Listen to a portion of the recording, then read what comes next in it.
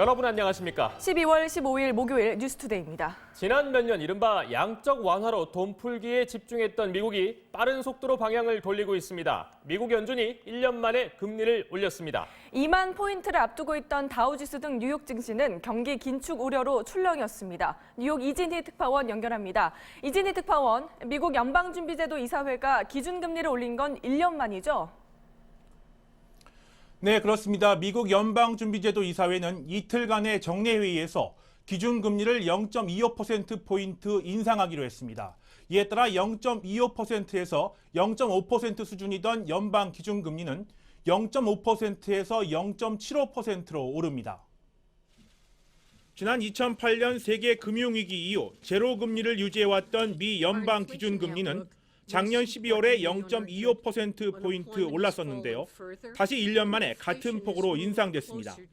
미국 연준은 일자리 수가 최근 몇 달 새 계속 증가하고 실업률이 떨어지는 등 미국 경제의 성장세가 뚜렷해진 것과 지속적인 물가 상승세 등을 감안해 목표 금리를 올리기로 했다고 밝혔습니다. Inflation has moved closer to our longer run goal of 2%.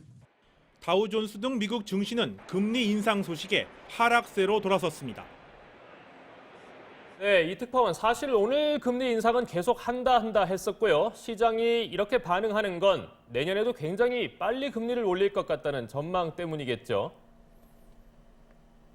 네, 그렇습니다. 사실 오늘 금리 인상은 오래전부터 예상됐고 기정사실로 받아들여졌었습니다. 따라서 오늘 관심은 내년에 얼마나 빠른 속도로 금리 인상을 단행할지에 초점이 맞춰져 있었습니다. 트럼프 미국 대통령 당선인의 감세 정책과 경기 부양책이 시행되면 성장률과 물가 상승률이 모두 높아지면서 금리 인상 압력도 커질 수 있기 때문입니다.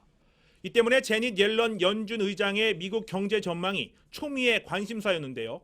연방준비제도 이사회 의원들은 내년에 금리 인상이 3차례 정도 있을 것으로 전망했습니다.